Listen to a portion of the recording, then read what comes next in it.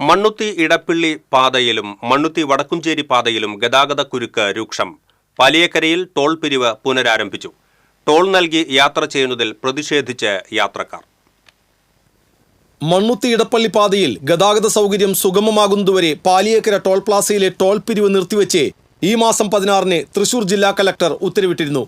എന്നാൽ ഈ ഉത്തരവ് ശനിയാഴ്ച രാത്രി റദ്ദാക്കി. പാതയിൽ ടോൾ പിരിവ് പുനരാരംഭിക്കുകയും ചെയ്തു.